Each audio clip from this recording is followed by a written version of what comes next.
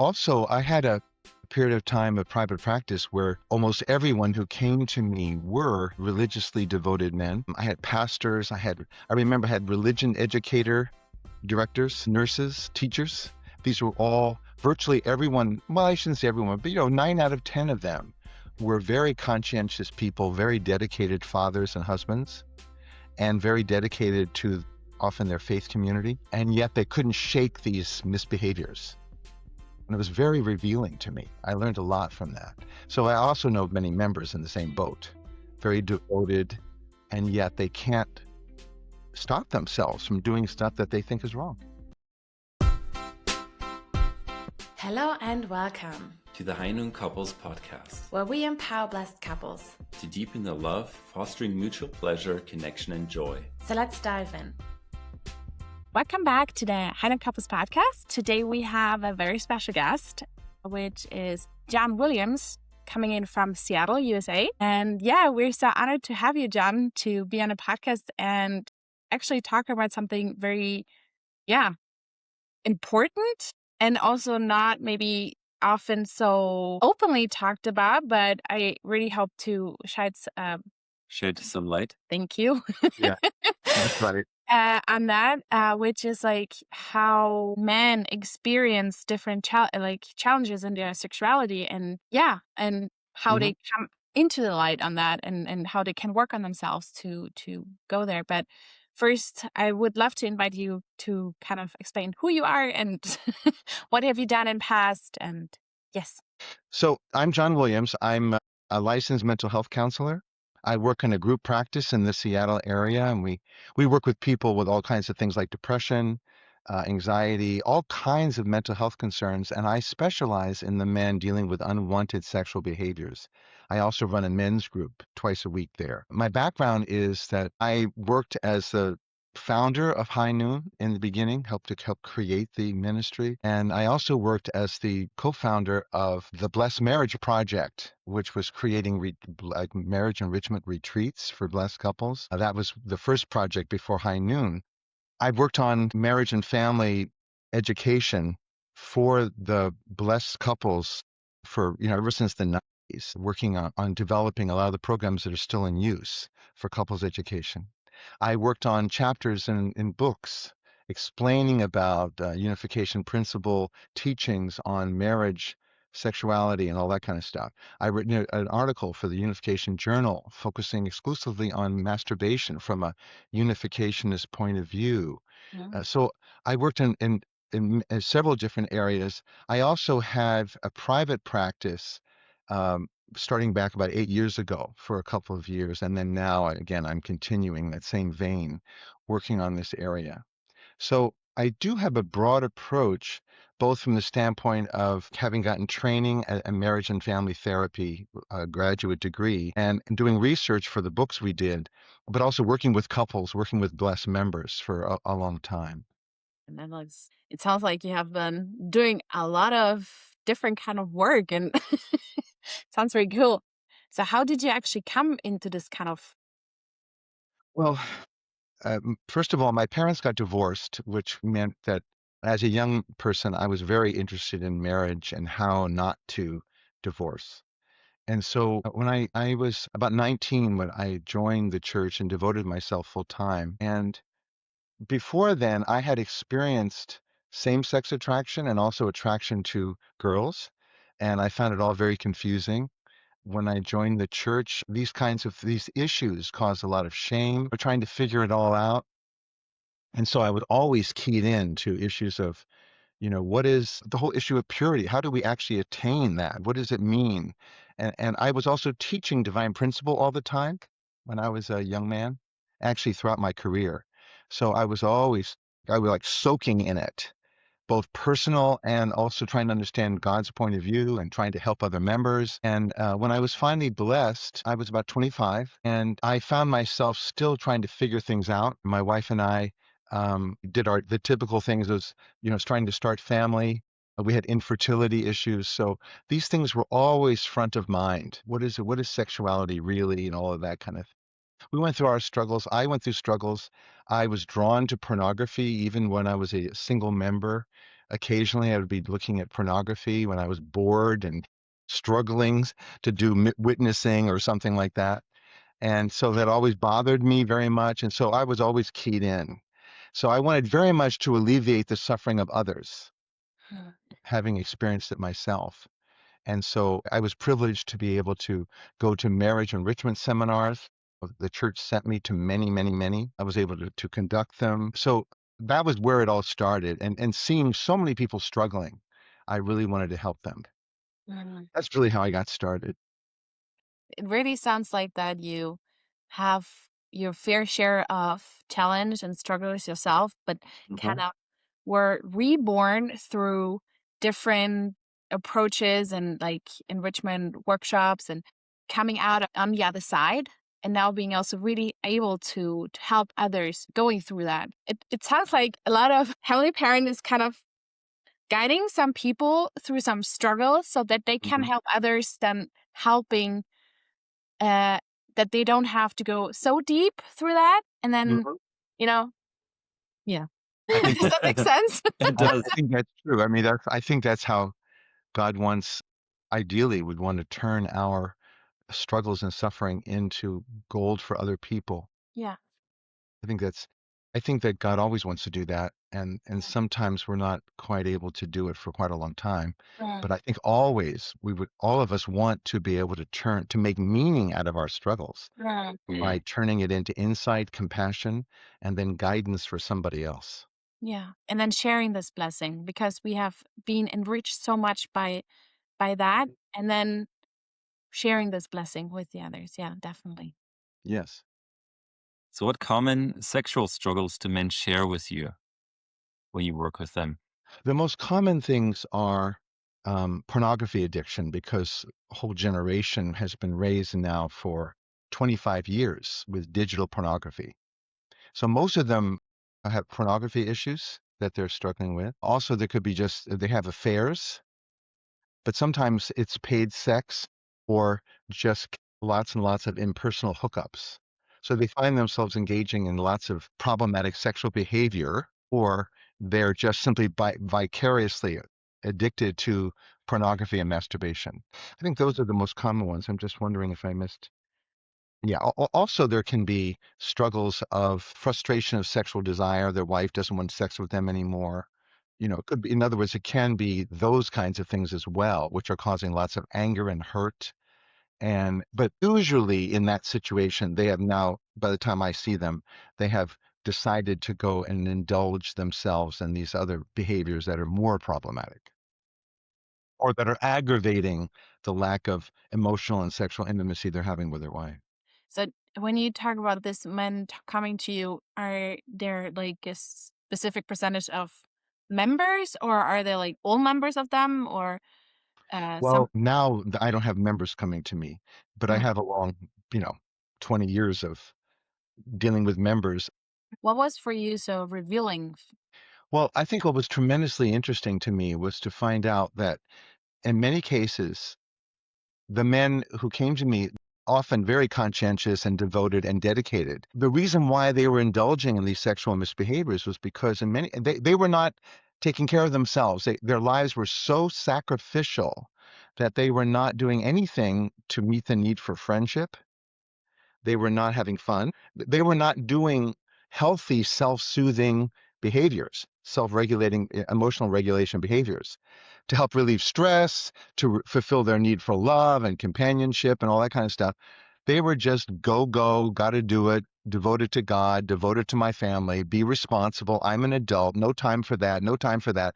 And then they would find themselves, and it could have easily had been they were turning to alcohol, or they could have turned to, shopping addiction or gambling addiction or something, but they found themselves being drawn into these sexual misbehaviors. And often these kinds of behaviors they meet many needs at once and they're kind of keeping them going. So the example I often give, using alcohol as an example, would be the pastor who is completely devoted to everybody all week long until Sunday night is his one time when no one's expecting anything. And he spends time with his family, kisses his wife goodnight, and I could actually use alcohol or pornography. But the point is, he maybe stays up all night watching pornography, or he gets drunk. He just quietly drinks in front of his wife, but then he keeps on drinking after she's gone to bed or looking at pornography. And then he wakes up the next morning, he kind of sleeps it off. He was masturbating the night or drinking. He sleeps it off. Everyone allows him to sleep. And then he gets back into the game Monday afternoon and he's back on it. And this moment of stress relief, and if it was pornography, this moment of ejaculation produces a feeling of being like oxytocin hormone, which makes you feel loved and hugged. Involved with all these different, the pornography releases all kinds of aggression sometimes. The ejaculation relaxes, the sexual arousal enlivens when you're feeling dead and exhausted. So this little bout of pornography, or it could have been alcohol. This little bout of pornography kind of meets many neglected needs at once, and then it kind of keeps the guy going. And like it's keeping my life balanced. Whereas if he actually were meeting his real needs in a responsible way, it would take more time. It'd mean he'd have to spend an afternoon once a month with his friends, going off bowling or something. It mean he would have to actually spend some time woodworking or playing with the dog or doing the kinds of things he really needs. But that would take more time. So it's many times our addictions are very time efficient ways to meet all of our various unaddressed needs for socializing and recreation, intellectual stimulation, things like that that we're neglecting. That was what was so interesting to me. And I almost always found this to be the case, that the men were doing things as a way of avoiding, it was just meant to be a shortcut. They don't know why, to meet all kinds of unaddressed needs, also to deal with old wounds Mm. that they didn't know how to handle. That is so interesting. Like, also with a lot of first gen brothers and sisters, aunties and Right. uncles that have sacrificed basically their life Yes. and really devoted everything, but then really totally neglected their own needs. Yes. And then finding a different way, and then it creates actually so much more shame and then Oh, more devastation because like, oh, I'm so bad now. I have to invest even more and more and more, and that makes absolutely wow, right. interesting. I mean, there's one dramatic example that comes to mind. Very devoted member from way back when, and very conservative. In other words, coming from an ethnic background that's very old school, very old-fashioned values, joined the church when they were young. So they've been a good, this man was a wonderful man. He was a pillar in the community. He had beautiful sons that were adults. Well, not really nice marriage. And he was devoted to the local church. He's like model citizen, right? And he ended up finding him. And a lot of times, men and women don't realize they have these deep wounds inside until suddenly something seems to soothe it. So he went to a school reunion and suddenly ran into some woman who took an interest in him. She was very worldly. He had been very sheltered, a good boy who joined the church and just very pure and good. And she was very worldly and sophisticated, and she showed an interest in him, and he couldn't get her out of his mind. He had no idea that he would be susceptible to something like this, right? And then he ends up, going away, and over the months, he ends up couldn't resist emailing her and kind of keeping something going, some fantasy in his mind and heart. He didn't want to do this, but he couldn't stop himself.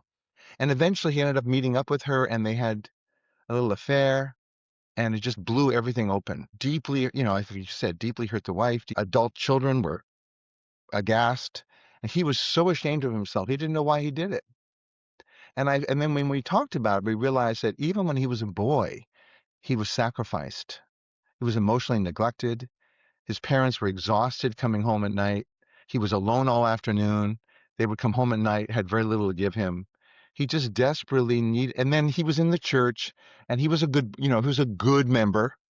And he probably always felt that the love of his wife and others was just based upon his performance, that he was good. He behaved well. But in some ways, he never really believed that he was noticed, that he could be loved even if, whatever. I don't know, but it felt like this woman somehow met this need for, I mean, she noticed me, not the member, right? Not the role. And she was excited about me, my personality. And she didn't, and so it just was something about that just deeply scratched an itch. And he became insane. You know what I mean? He did something crazy. And so that's an example of what a lot of times we do these things. We don't know why we're doing them because we have these deep, emotional wounds and stuff like that that somebody suddenly seems to address, Yeah. and it becomes irresistible. So what is then the step that these men actually wanting to come to you and talk or find looking for help or seeking help? I'm sorry, you're saying what is the reason why they come or the What is usually the impetus, the cause? the cause that they feel like, oh, actually, this is not what I want, but this is actually not good for my relationships. Well, you can imagine there's many of them come with a knife at their throat Mm. from the wife, right? I Mm. mean, you can imagine. One of the sad things is that many times people will not give up a favored addiction. I'm using the word addiction very broadly, like a favored habit, a bad habit. You know, Yeah. many we won't. I mean, not just those people, but me, you, right? So You're lucky you're nowadays. eating you're eating too many cookies, and Yeah. you will not give it up until you got a good reason. Right. Usually pain, Mm. some sort of pain. So these guys often come to me with a knife at their throat. The wife said, get help or else. If you ever do this again, that's the end. So, um, and unfortunately, that's not the best way to come to treatment because you're so distracted by the latest drama with what the wife just said. You know what I mean? They come in and, oh, she's leaving me. Oh, and they can't focus on the problem because they're constantly, they have that sense of any day she's going to leave and then my world falls apart. Well, understandably, but I often have to, say, look, I would like you to pretend that you've been divorced by her. I want you to cry. I want you to die. I want you to vividly imagine that you're now sitting in some grubby hotel room all by yourself and your kids and your wife are both at home and you've been kicked out. And then after you finally have fully absorbed that possibility, usually they end up realizing even if that horrible thing happened, I'd still have to carry on. I have to become the kind of man I want to be. I have to be, and so then they can stop focusing on the latest text from his wife. Usually that's the reason, or their conscience bothers them like they can't stand it anymore, living a double life, hiding from other people, whatever. They can't stand the way that violates their conscience. I think those are I'm trying to think. Also, many times they feel like I'm wasting, like any addiction, I'm wasting so much time and money. I mean, I hate it. I feel so ashamed of myself. It's just so awful. So they can be a combination of those things that drive them to come. I think that's mainly it. Especially because things that are involving sex are so much more problematic and far-ranging in implications rather than alcohol, for example, right? It's so complicated in terms of love, sex, marriage, my future marriage, all those things, kids, it's all wrapped up. And so it also, people can feel like my parents would be ashamed of me, a million things. My church, everything. It's like sex is a lot more loaded than alcohol, Yeah. much There's more loaded, more emotions and more things. emotion. Yeah. Yeah. Oh, it's complicated, but those are the reasons why they come. So you said a wife would be very eager to like build a lot of pressure for the man so he will change.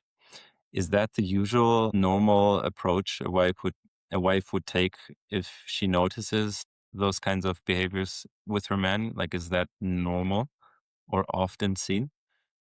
Yeah, it's pretty normal. I mean, there's a sense of deep sexual behaviors like this have a deep sense of betrayal of the marriage vows and of sexual exclusivity, and the wife is often very hurt. Again, this could be turned around if we're dealing with pornography is intimidating to both, in other words, a spouse who's using pornography can be intimidating to both wives and husbands, right? because it feels like, oh my gosh, you're choosing them over me. You're saying that my body is undesirable. You're saying that something's wrong with me because you're getting this vicarious sexual thing going on. I'm not good enough. It's very hurtful. When there's actually another lover or a series of women, they're paying for sex, things like that, it's even more hurtful because it means that you're not just directing your sexual energy toward these images on the screen, which makes me feel hurt, but you're actually having sex with other people. That means your genitals are being used by others. Like the whole thing is just, it's a contamination. You kiss somebody else, it's a contamination. It's very, very hurtful. And so it's very natural that women, especially women, because they tend to think, I'm not good enough, I'm not pretty enough, or whatever. Sex wasn't good enough. And so it's very natural. Just like if the tables were turned and it's a husband to wife, you have to stop, or I can't bear this. This is horrible. And they feel this is such a deep betrayal that they just want to get away from the other person. I don't want to look at you, you know. So it's very natural. Get out of the house. Get out of. I can't deal with you. Sleep somewhere else. I'm sick of. It's just very natural, visceral reaction. It's a oral disgust. There's a sense of you have betrayed me, and now I want to attack you. All that stuff. I mean, I think one thing I can say that I think often men don't realize is the real hurt. There's two aspects of the hurt. There's the one I just told you, the sense that you've chosen someone over me. There's a rival. And that's a deep betrayal of your vows and your promise. Even the implicit promise that we're going to love each other in a certain way, the only ones we're going to love like this. But the other side of it is that and this is generic to any addiction, any bad habit, it would mean that the wife is even more horrified in many cases by the lying that went on to conceal this. Yeah. Does that make sense? Yeah. So, I can relate with, for example, he's slipping and then not telling about it for a week or longer and so on. And then it kind of drove a wedge between us right. and feeling hurt more than he didn't say it immediately, right? Yes, exactly. Yeah. You're hurt more not by the relapse, but by the lying. Yeah. You didn't trust me, you're hiding something. So you can imagine what women go through when you discover your husband has been going to massage parlors for the last 5 years. Your husband has been seeing this other woman for years. I mean, it could be months, could be anything, or that they've been hiding a secret pornography session, or after hours for a long time, years. It would mean then that you lied to me 24/7 by an act of omission. The things you didn't tell me were all a lie. So it's all this lying. And you smiled at me, hiding something. You kissed me, hiding something. And then I mean the wife just I can't believe it. So much lying. I don't know who you are. How could you do what you were doing and yet present yourself this way? I trusted what I saw in your presentation is, you're innocent and you're fine. I trusted that. Meanwhile, you were doing this stuff behind my back. And now I don't know who the heck you are. I don't know how to trust anything you do. Does that make sense? Like, I don't know how to trust your smile. I don't know how to trust your words. I don't know how to trust anything because you have been so deceitful on a consistent basis forever. And then the other thing that happens is, which causes so much pain and rage, is they constantly get, even after the person's confessed or they caught them, even while things are going on to resolve it, they are constantly being reminded of the lies. So even after they kind of accepted this is what happened, they've settled down a little bit, but then it's the kid's birthday party, and then they suddenly realize, oh my God, last year during her birthday party, you were still carrying on. I mean, you were still hiding this from us. I mean, they start realizing, and what were you doing when you said you were at the office? And then they suddenly realize, you told me you were at the office and that's why you arrived late for the birthday party. What were you doing? You know what I mean? Like the lies, there's constant reminders of the lies. And the poor woman just, The pain is constantly being reawakened. And again, one of the sad things about lying to cover up something like this is that the poor guy cannot reassure her when he is not misbehaving.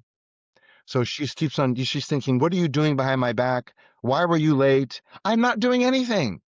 He says, I don't believe you. And the sad thing is, for many men, they're heartbroken that they cannot relieve the pain of their wives, even when they are being faithful, because they've lost the credibility to be believed. And it's like a painful thing. I've had to tell men, I'm sorry, but you have now lost the ability to comfort her. You cannot reassure her because she can't trust what you say. Now, maybe, months from now, but she feels pain even over imagined infidelity. You see how painful that is? And I can't even help her not to worry because I haven't been doing anything because she doesn't know what to trust. This is one of the saddest things for him. But how do you repair that then? Does time heal the wounds? Is Yeah, the not question. just the time, but like how to repair this kind of betrayal. Like in any case, like the same with like long-term porn or addiction. The same also with feel like infidelity is like something like 100 times harder than maybe porn or something like that. How do you recover as a wife, as a husband, and as a couple? Well, there's a lot of questions in that. But first of all, the man has to scrupulously become honest, which is very hard because if he relapses, he doesn't want to tell her because that'll ruin the whole evening. Not just selfishly, but he knows that if he relapses, it will make her upset. It'll like ruin her peace. And so often he wants to protect her from that. So it's very hard to be honest, right? Even with good intentions. But he has to be scrupulously honest. And he has to also disclose everything to her. This has to be done with a mediator because often it's done very poorly. But in other words, a lot of times men will want to get it off their chest, confess everything. Also, she will demand to know everything. But a lot of times she doesn't really want what she asked for. You know what I mean? In other words, a lot of times once you hear from your spouse certain types of misbehavior, you can't unhear it. And some of those disclosures can really attack the insecurity of the spouse, of the wife. So a lot of times the wife will demand to know everything, but she really shouldn't hear everything, probably, because it's like too many gory details, we would say in English. So ideally, there needs to be full disclosure, but using a counselor, a mediator, who keeps it safe, who, supports the wife, supports the husband, because both of them are suffering during this. And also and simplifies the disclosure and gives the wife the simpler version. And then if she insists on more detail, that the counselor can warn her about, make sure you really want to know, right? So that's why that's one of the things is honesty, first a full disclosure, but mediated with somebody there to support them and help them. Ideally, with some faith influence would be really nice. And then the guy has to be scrupulously honest from now on. Why were you 15 minutes late? That type of, and they can't resent it. I feel like I'm a kid and you're my mother. They have to realize I have betrayed trust. I have to voluntarily offer my phone for her to look at it. I have to honestly confess, yeah, I looked at porn, whatever it is. That's really honest. Also, the woman needs to understand a lot of things to help her survive this. First of all, one of the most important things I want women to know is that this kind of sex isn't about sex. It really isn't. It's not about love and sex. The man is not choosing this instead of her. It's often this kind of misbehavior is about something that's entirely about him and trying to meet some sort of needs within him. It's usually not a rejection of the wife. Rather, it's something inside of him that he's doing. And it's really an emotional need that he's trying to meet, not sexual. even though he doesn't know that. Let me give you some idea. It's a self-soothing method from childhood.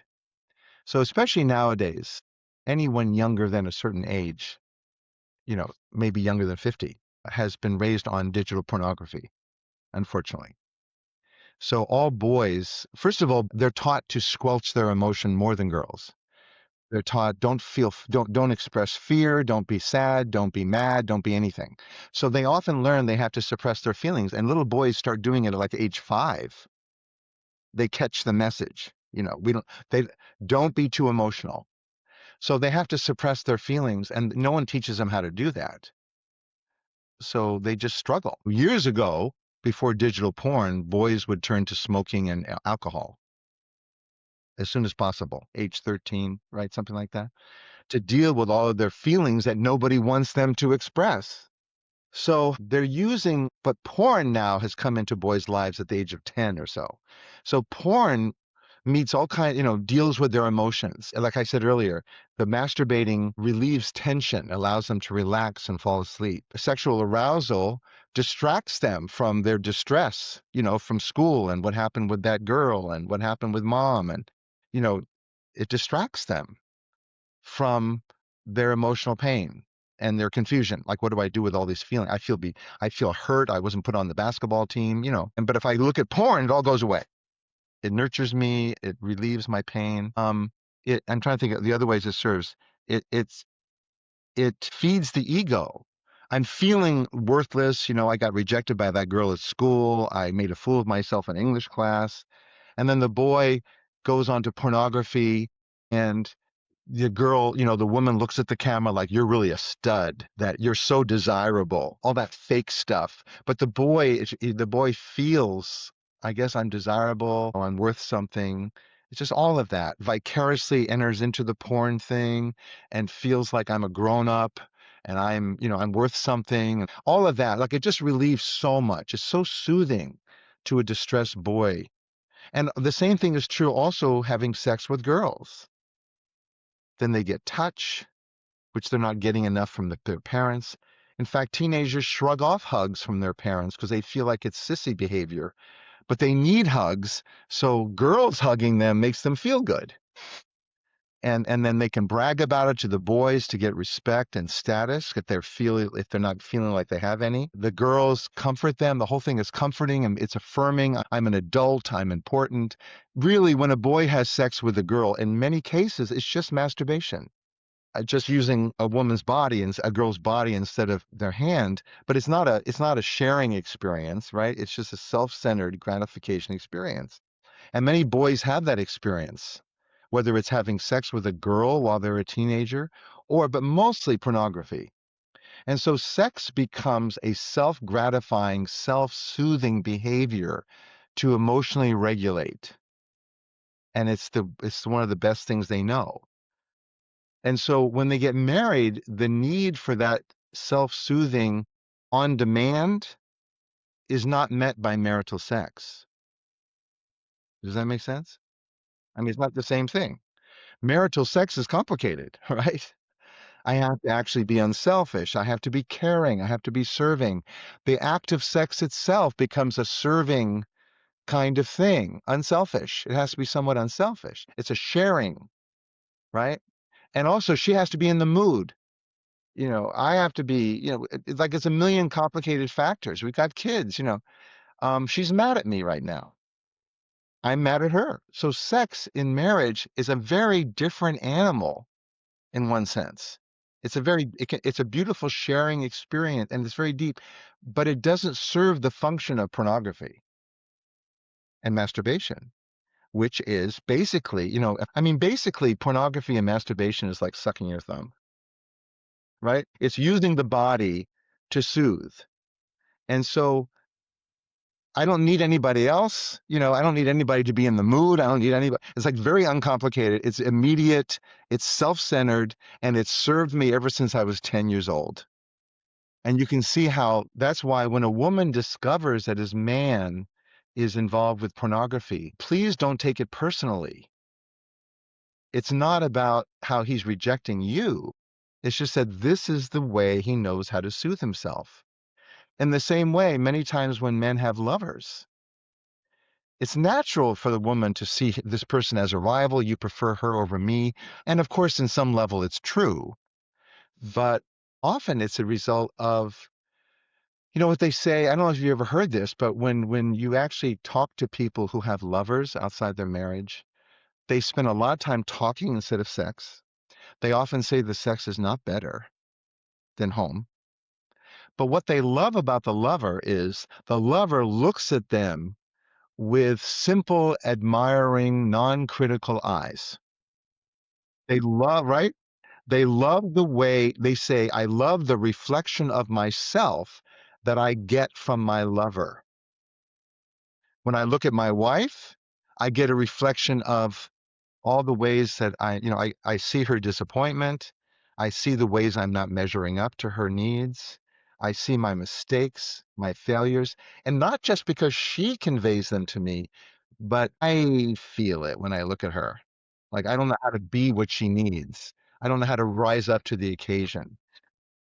But this woman I met at work, she sees me at work. She thinks I'm just fabulous. She thinks I'm wonderful. She looks at me the way that my wife used to before we were married or in the beginning, right? Does that make sense? Like she looks at me adoringly. My wife knows too much about me to look at me adoringly. My wife sees all past through that, you know, she sees me. My wife has seen me at my worst. My wife has seen me also at my best, maybe.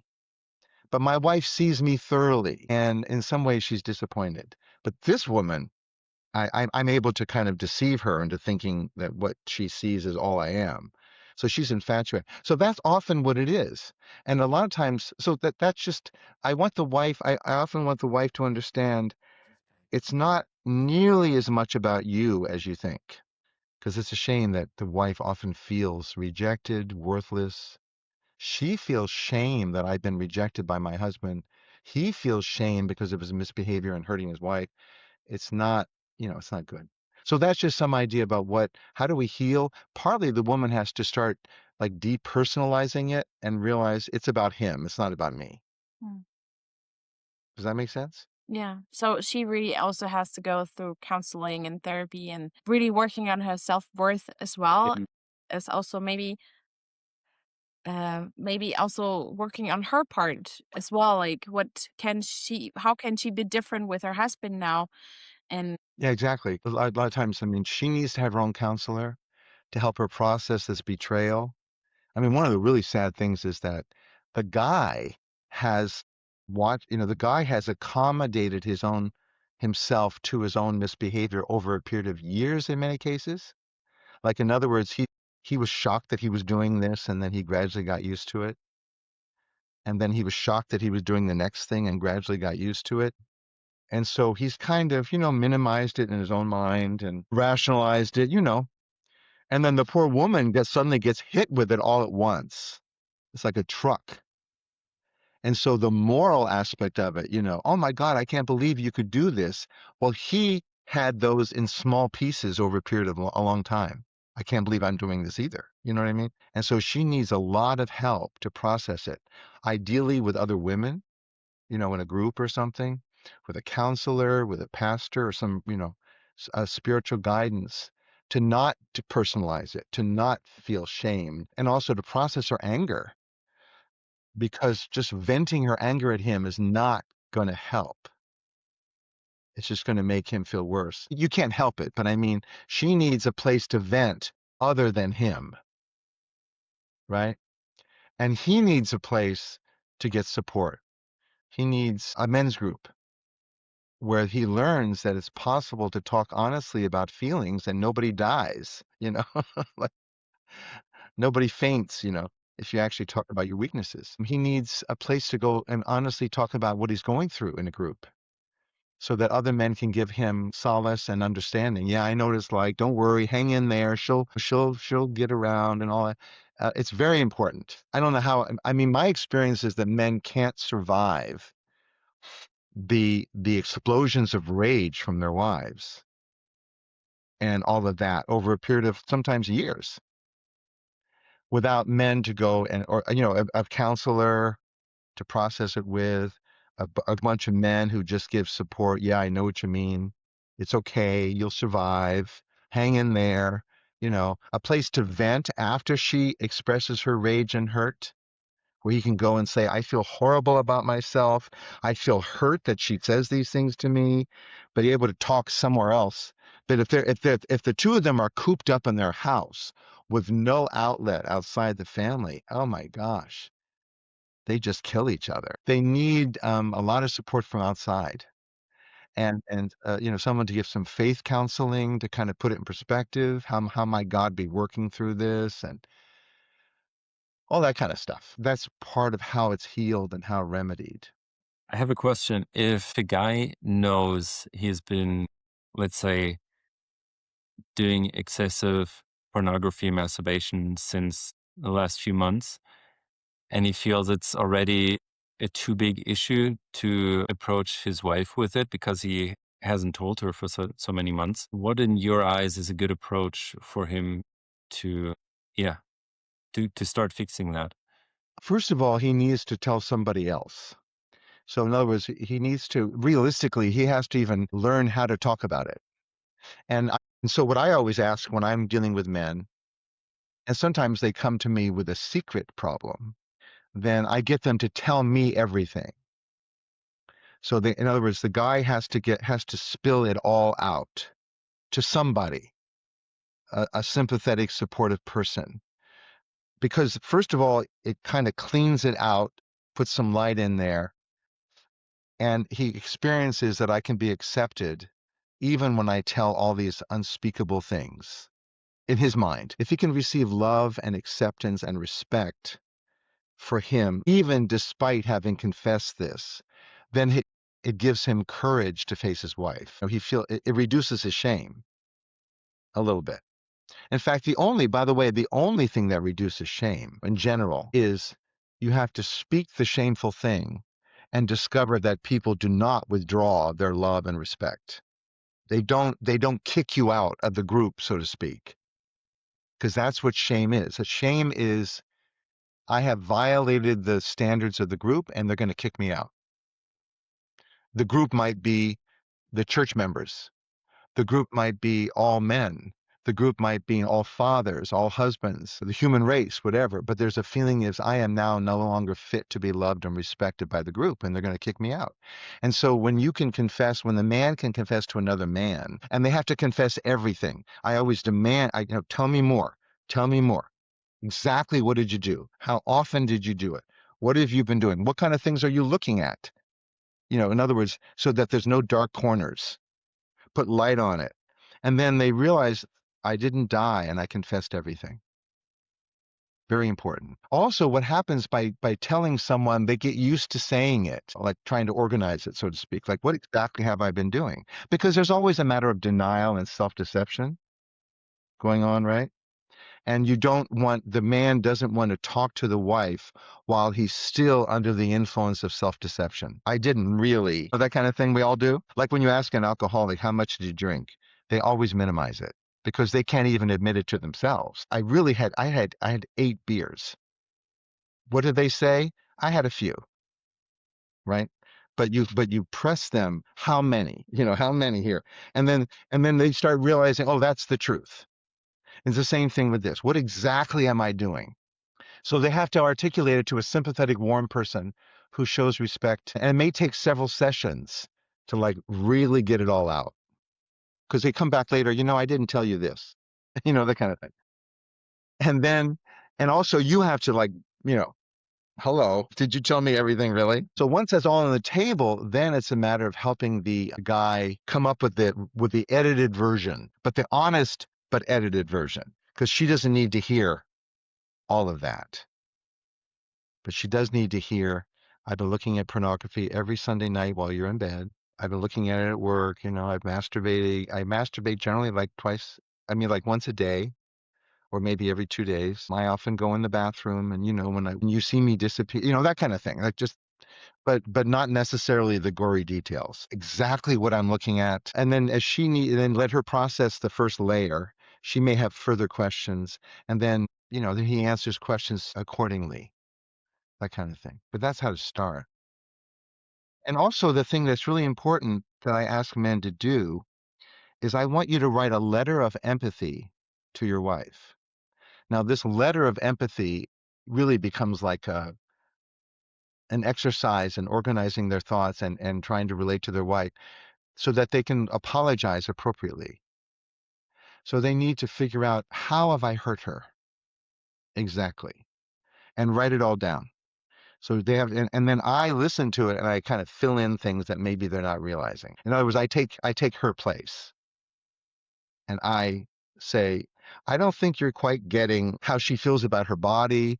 I don't think you understand how much the lying has hurt her, that, she thought everything was cool. I mean, every time you sat there and watched a movie together, she thought that, you know, I know who he is and I love him and we're together and there's nobody else and everything's fine. And meanwhile, you are hiding this thing from her. So you have to really admit that this, how much the lies hurt her. So I work on an empathy letter at length. Now, this would be something I would do, of course, obviously, if the wife knows what's going on or if they don't know what's going on. So the guy needs to really understand so that if he speaks, if he reveals it to her, when he reveals it to her, he can say, I want you to know this, that, and the other, and I understand how much this hurts you. You must feel this, you must feel that. That's the most essential part of an apology.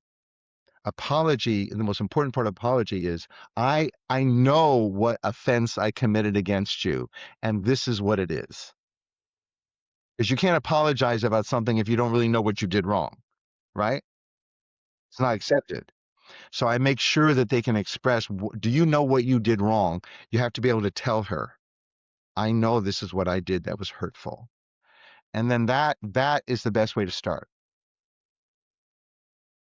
There's the confession and the apology is naturally involved. So if you can help a guy, if a guy can get help beforehand to organize his thoughts, clarify exactly what have I done wrong, stuff like that, it really goes a long way. The worst thing to do, I shouldn't say worst, but almost the worst, besides never revealing it, is to do a complete blurt, like a completely unfiltered blurting out, vomiting.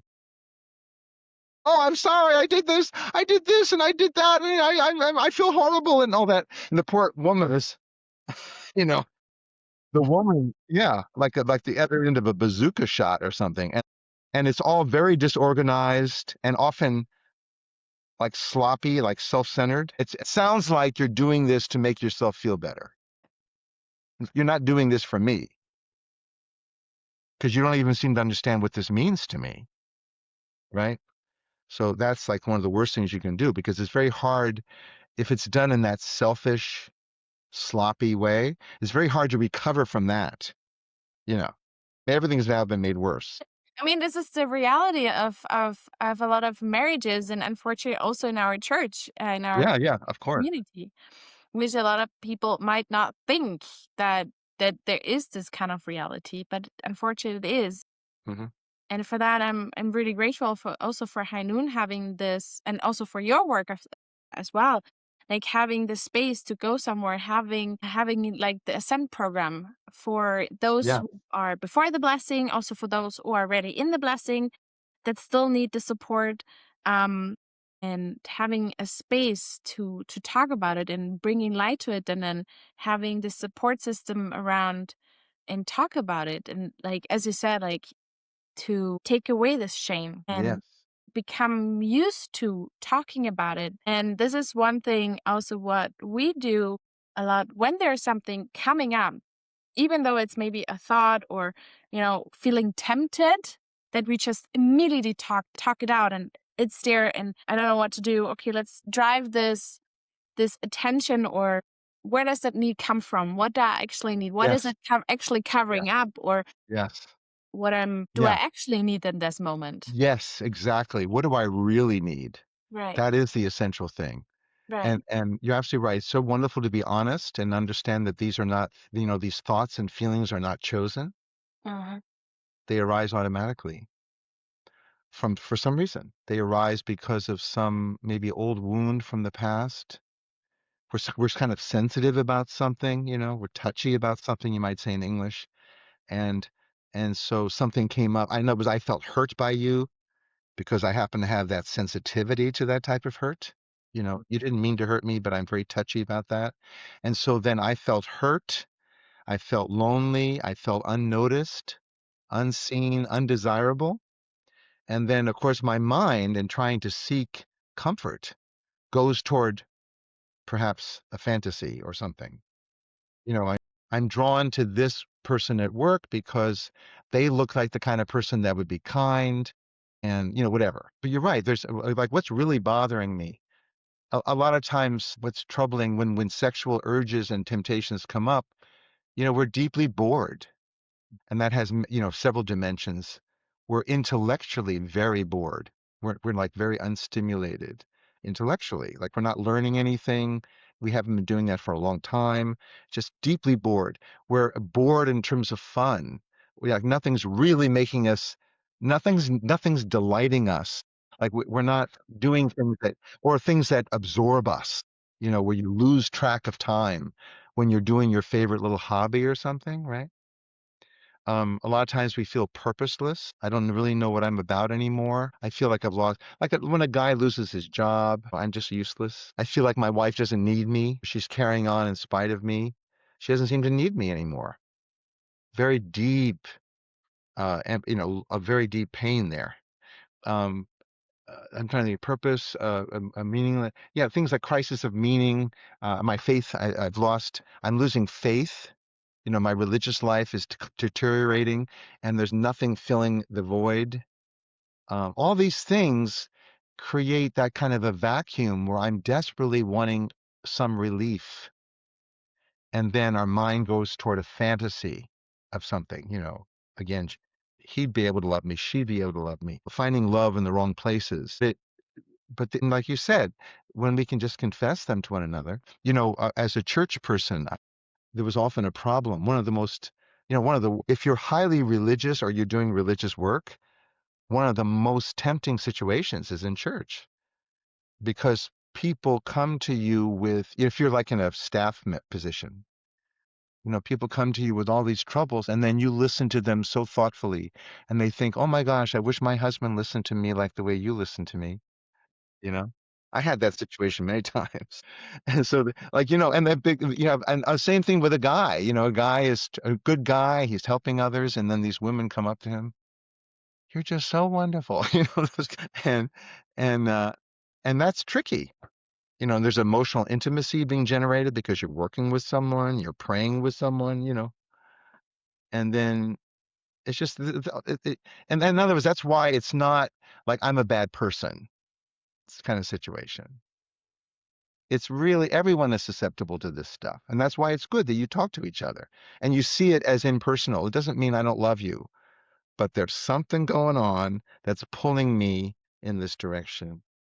And again, like you said, often there's something lacking in our life. It can just be temporarily, but we're just really in a rough, dry period where we're just unstimulated and lonely, right? And all that kind of stuff. So it's really nice that you talk about it. Let's just be honest. Let's not treat it as a moral failing to be tempted.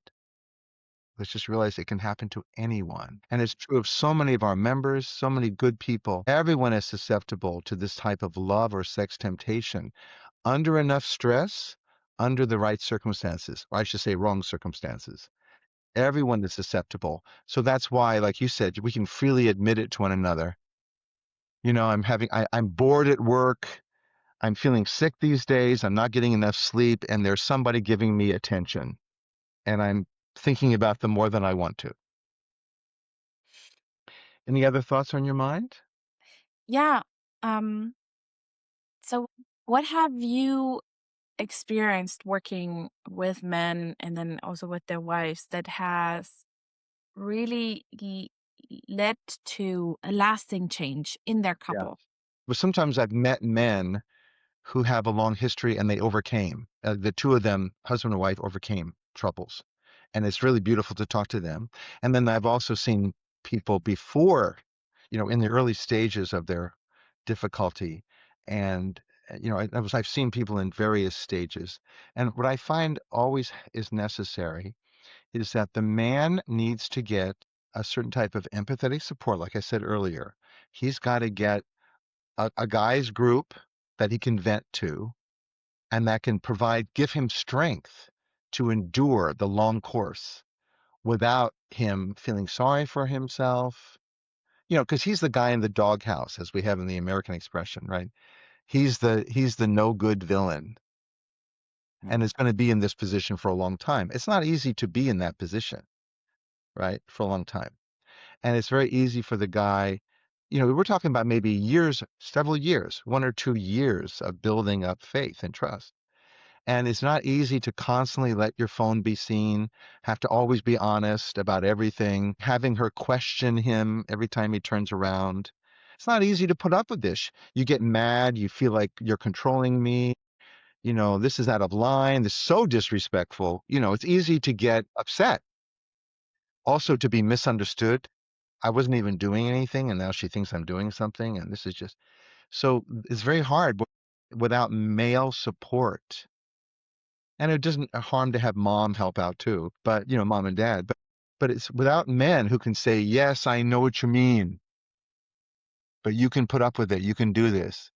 My experience is it's almost impossible for most men to successfully navigate this long period of trust building and being yelled at and accused and also feeling ashamed of themselves because she's crying again. So they got to have support from the outside, from other men. And I know, one of the most, High Noon provides this, but also husband material is a fantastic resource of Christian men who are trying to outgrow porn. And they go on there and everyone's confessing to one another. They pray for one another. They have fabulous podcasts and supportive things talking about these issues. It's very, very good as also a supplement for men to go there. But having that kind of thing is really important. They need to have accountability with other men. That's respectfully and well. I find that sometimes covenant eyes and those types of things can be useful in the beginning. The software, accountability software can be useful in the beginning, but not as a long-term thing, just to kind of get them disciplined in the very beginning. Counselor, of course, working on his deeper issues, working on the wounds, and also a counselor to talk about how is your life not balanced? How do we get your life balanced? What's missing in your life? How do we give you a life that works without relying on a crutch? We have to replace the habit with something, good, like you said. The wife needs her own counselor and support people to help guide her, and people who can help her see, um, again, not fall into too much shame, control her rage and her attacking him. So she needs an outlet. Both of them need the same kind of outlet where she can just vent, help bring her back to her sanity and heart. So both of them need that type of thing, really, both of them. And then they need couples coaching. So they go to especially a faith-based program where they can get couples coaching, couples education. There's a lot of online resources for infidelity recovery and porn recovery. Besides High Noon and the resources here, there's also sometimes people benefit from just exclusively focusing, getting a counselor, mentors, helping a couple on the path of recovery from infidelity or some sort of sex addiction. Those things really help. And a lot of times couples will realize that though this has been a horrible experience, it revealed things that were hidden that we really needed to address. The lack of emotional honesty, maybe some issues with sexuality, sexual expression, a lot of feelings that he was harboring that he didn't know how to express, a lot of feelings that she was keeping back that she didn't know how to express. A lot of times people realize God was working through this terrible experience to really bring out the things that would bring us closer. So now we really know each other. Now we have seen the worst of each other. Now we have committed to each other in a deeper way. And now our sexual intimacy and our emotional intimacy is so much better. And we're just much more forgiving of each other, compassionate toward each other. And so many times they find that this was the turning point in their marriage where a lot of really good and needed healing was taking place. And it's really a good experience, in the end. It was a blessing, even though it sure doesn't feel like it. Yeah. Yeah, thank you. That's a very nice note though, because um I feel like sometimes if we are not able to go to the point by ourselves or with the support or letting other people help us to go to this point early on before it is Right, such a big deal or an issue where it right. goes on and on without talking about it and with the shame that it needs to hit kind of the bottom, like zero, and it hurts more, maybe, Yeah. but it has the chance to actually become better. And I've experienced it quite a few times in my life. Like I can maybe Yeah. 2 to 3 times in my life where I was like I hit kind of bottom and where I took the chance on okay, I need to heal there something. And it Yes. came and I have experienced so much pain in that moment, but at the end I was so grateful for it I know. that I have experienced that because I came out so much better the other way around. Yes. And I feel like we're still kind of going through some challenges, but kind of knowing that, okay, I'm kind of need to go through that because I definitely know how to do it better than the other times. Hmm. Or I know that I'm able to actually look for help now. Yes. Russian tells me, actually, maybe you need to look for help because I'm not able to help you anymore. That's right. That's right. Grace is great to have a spouse that you can talk with, but Hmm. he's also not as much limited maybe than he can be. Like he can have a Right. listening ear, but maybe he's not able to help me because he has not, he's not a therapist or a coach, right? That's right. And And also you might be bringing up insecurities in him, like I not only can I don't really know, have the perspective to help you, but also you talking about this makes me start doubting myself and, whatever. Like, in other words, I'm starting to have a struggle that I didn't even have before, you know. So no, you're absolutely right. I mean, one of the most obvious things that I experience is that the men come to me and they are actually depressed, capital D, depressed, right? But they didn't know it. She didn't know it. And he was trying to take care of his depression using this drug, in effect, because he feels he's got this horrible, heavy, miserable, feeling like crying, feeling irritable, whatever, all the time. But without someone with a certain amount of knowledge, they wouldn't know you're actually using sex to try to medicate a serious issue of depression, or you have a very high level of anxiety. You have an anxiety disorder and it's miserable. And no wonder you're struggling. And you're trying to medicate it using sex or whatever else. So your terrible anxiety. I had a guy, super high anxiety every day. He was like an 8 out of 10, he said, 10 being a panic attack. The guy walked around with an 8, a extremely uncomfortable level of nervousness, tension, and he was doing all kinds of really unhealthy sexual, stuff online every evening just to cope so they could go back to work tomorrow, because he has such high anxiety. This guy needed some help with his anxiety. He didn't need this thing he was doing. So that's an example of often we need outside help who can look and say, look, you have ADHD and this makes your life really complicated. No wonder you're seeking comfort uh, from the stress this way. So that's an example. You're absolutely right. Like, in other words, many times this kind of crisis reveals things that really need to be attended to that are underlying the whole thing. And then that's when you realize, oh my gosh, I had no idea. I finally got help from my depression, and then I didn't want to do that anymore. And now, everything's much better, but I was just suffering. Many people are suffering with depression for decades. Like it's very common that people have been depressed since childhood, and they're limping along trying to find ways to cope. So exactly, it's like, that's one of the things that it reveals that we end up seeing as a blessing later on. And a lot of times we do need outside help. Absolutely. What a revealing talk. It's really Did you also not quite get something. hit by a truck? Yeah. What is it, an 18-wheeler? The very big trucks? Yeah. Yeah, yeah.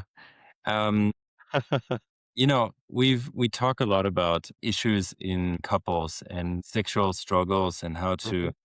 how it's important to be honest about it, and that there's ascent groups where you can join and you can talk about it with men and women, and then hopefully through that you can get rid of it. But we very seldom discuss how that interaction between the man and the woman would take place within the couple if this issue has become such a big issue with infidelity or year-long secrecy of, masturbation and porn.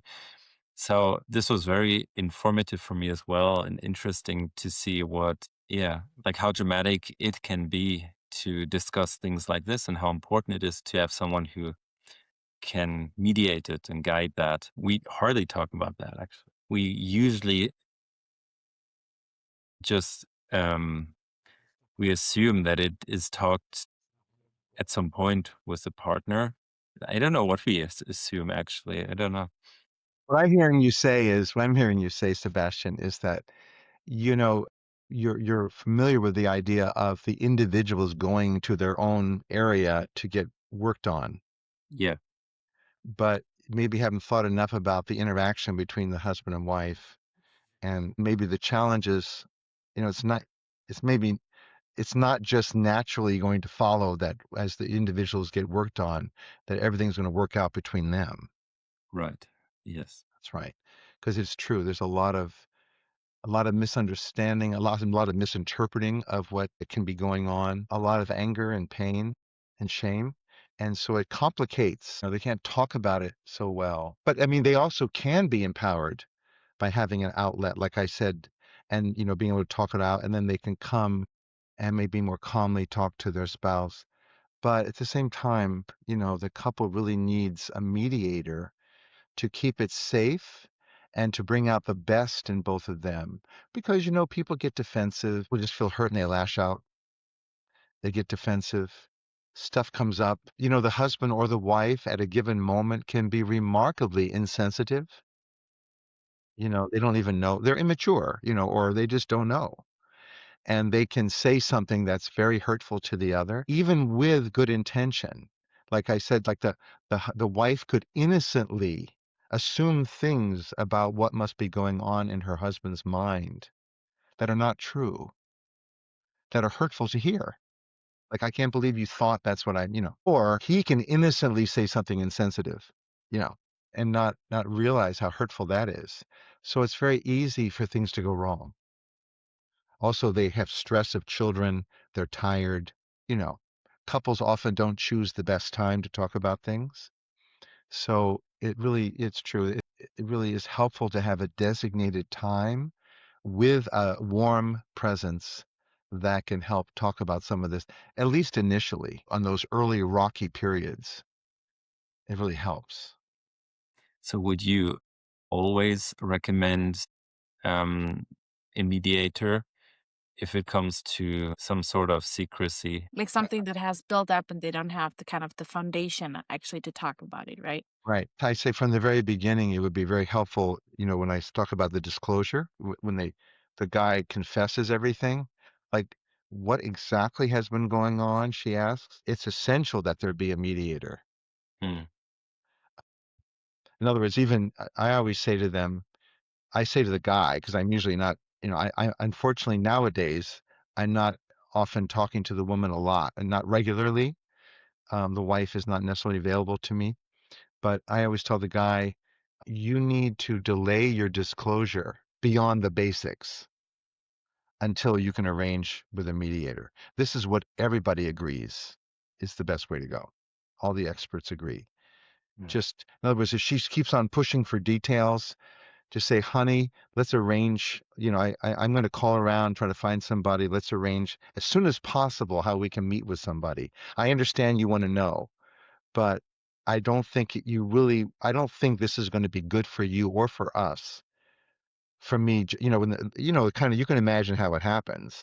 Even though she's been in her group meeting, somehow he says something insensitive during dinner.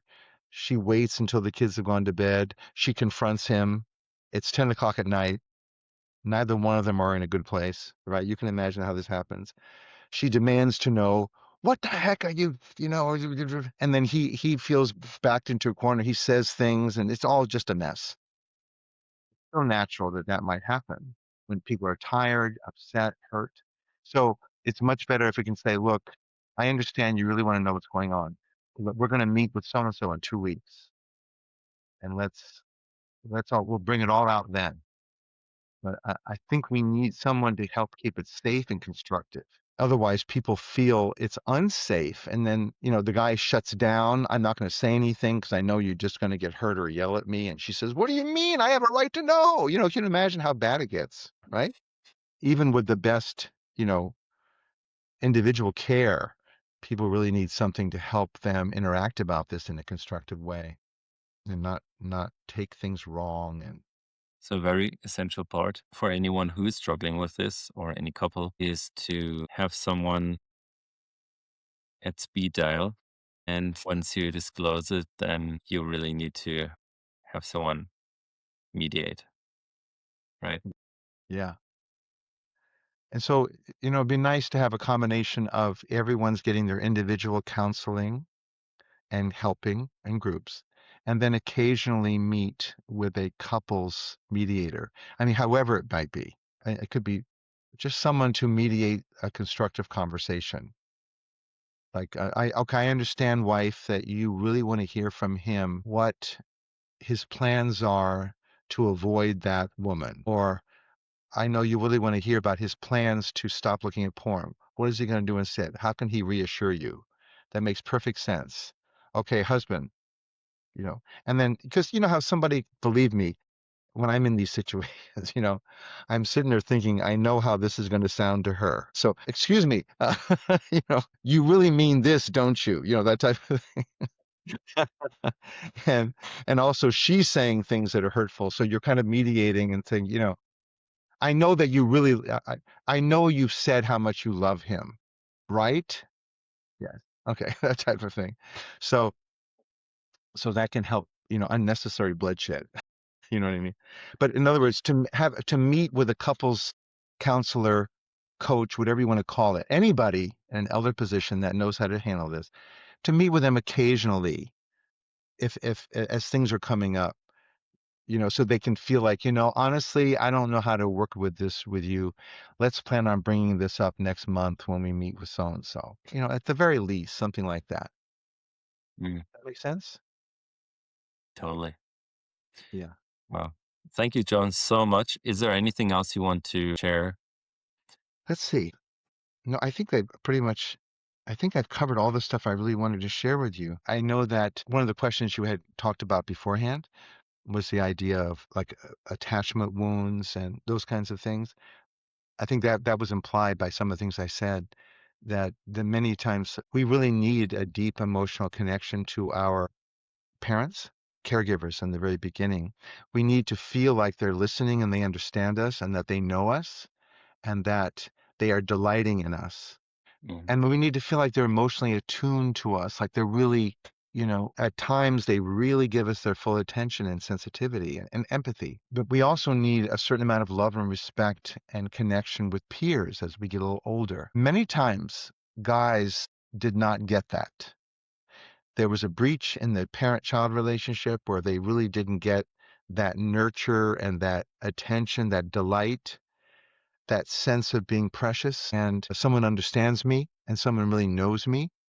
Also, sometimes with peers, they didn't get that sense of respect and connection, deep, loving relationship with friends, loving relationships vertically with their parents. They just didn't, for many, many reasons. And so when they come into the romantic relationship, they have all of these wounds, which makes them kind of touchy to any kind of perceived disrespect, all those kind of things. And then when they don't get, they often just they're often needy in a way that they find embarrassing. They don't want to even be that needy, but they are easily hurt by their wife. They easily feel like their wife, in some ways they want mothering that they never got or something like that. And so these wounds often come, this is again, the impersonal quality to their sexual misbehavior, that they come with these wounds which have nothing to do with the wife. The wife may not be able to meet those needs or doesn't even know how, doesn't even know they're there. But by the way, through therapy and counseling, the wife can learn how to meet that need. Often it's not that hard. They just didn't know. But a lot of times it's important for people to realize that besides mental illness like depression and anxiety and things like that, that might be stoking the fires of this type of temptation and this habit, but also there are attachment wounds that they just never dealt with, and they didn't even know they were susceptible, and they themselves didn't know how to go and get the need met. They just didn't know. But pornography, they just somehow feel this makes me feel good. I don't know why. Makes me feel good. Yeah, it's a quick fix. And so they find themselves drawn to it. They have no idea really what's going on behind the scenes. They don't really understand the emotional need that's being met. And then, so that's part of what I wanted to say, that the spouse can also understand that these are needs that could have been, they were brought into the marriage, that the marriage may not be able to solve alone. And that's what's driving some of this misbehavior, so that they don't take it as personally. I think that's one more thing I can share. Yeah, thank you. Mm. This is like, I mean, you mentioned that already, this misconception of when I struggle with porn or this kind of sexual behaviors, and then in marriage it will get better, which is a illusion because it has nothing to do with Yes. sex. Yes, exactly. My wife should meet all of my needs, because now that I finally made it to marriage, especially if I'm in the blessing, I've been trying to keep pure, I finally made it. Now all of my needs are going to be met. And it's disappointing, it doesn't quite work that way. Yeah. I definitely see that, like, also for me, I did struggle with porn and masturbation also before the blessing, and I was like, oh, need to finish that, like I need to be pure basically before the blessing. Yeah, And then I felt like, yeah, I knew in the groups it will fix me. It's like just something that needs to be fixed. But then right. I actually started to understand that there's something much deeper. And then also starting then with coaching and therapy and Yes, healing the inner child, yes, and having actually also, I felt like also our relationship was really healing as well, because yes. Sebastian was really dealing also with his wounded inner child and also with his dealing with his SSA as well. Yeah, And that we were both very open on what was going on and kind of questioning each other. It's like, okay, what is actually behind that symptom or yes, this? yeah, exactly. So that was really interesting.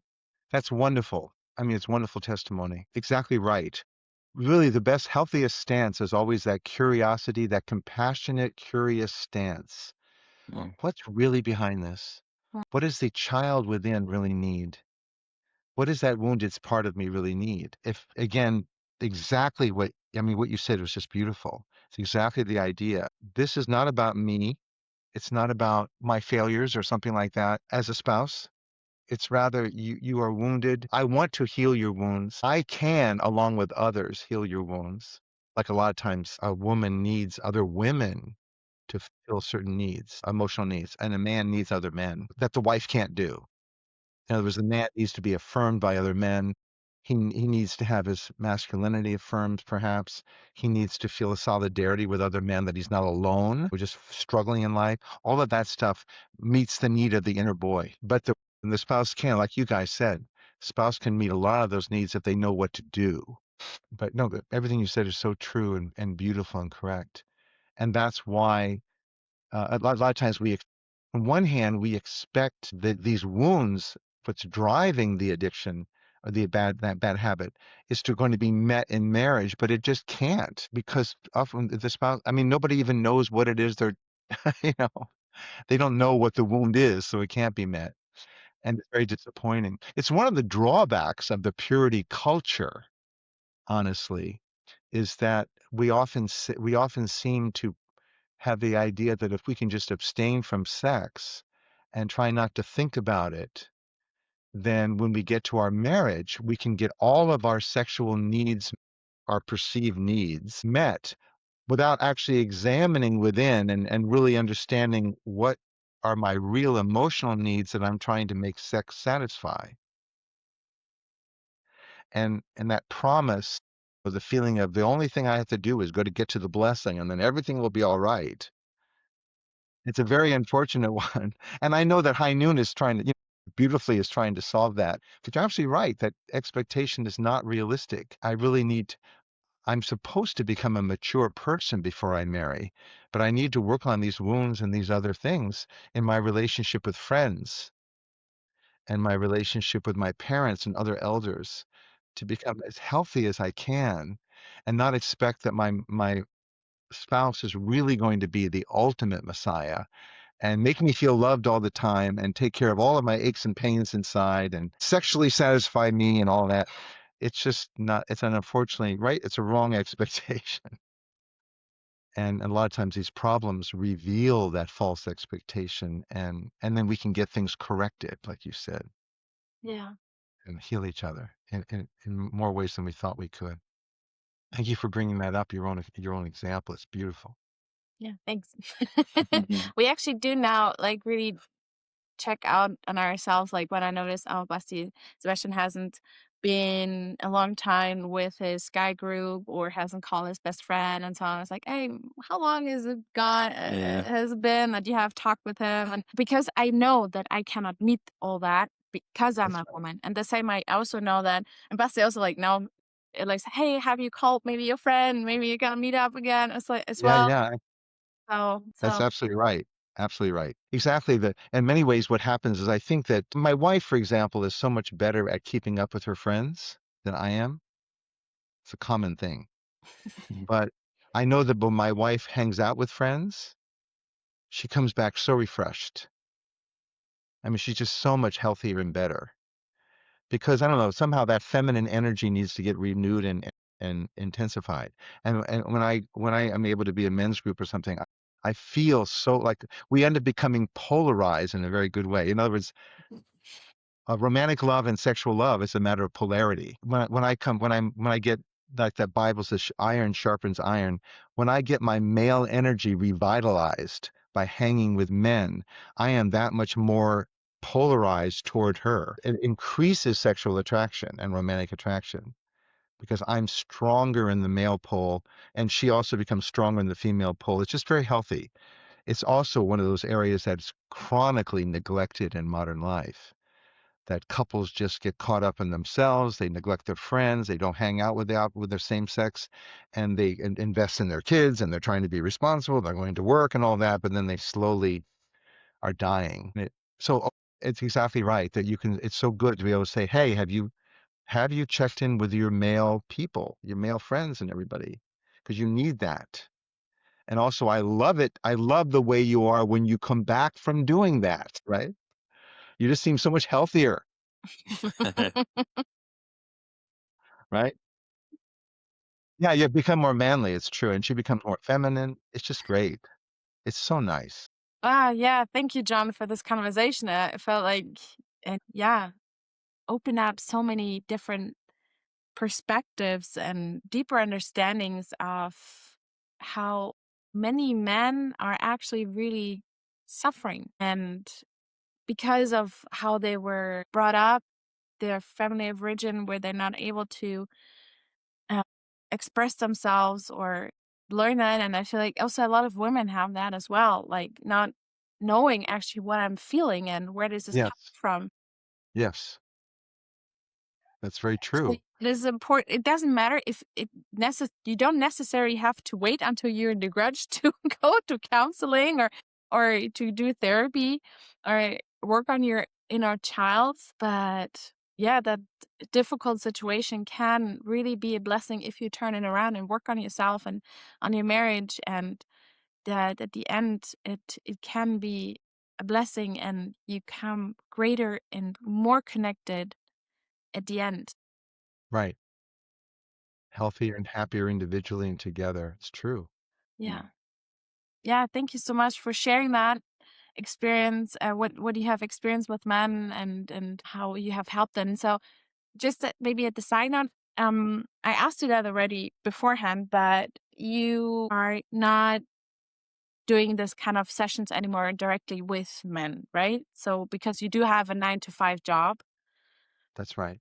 but you would be open for men to approach you as having a first conversation, or Yeah. having a kind of, how to say, Consultation. consultation, or where they have confess, kind of a confession with you. Oh, yeah, I think so. I've done that before. Sometimes, people refer sometimes a young man or men of any age.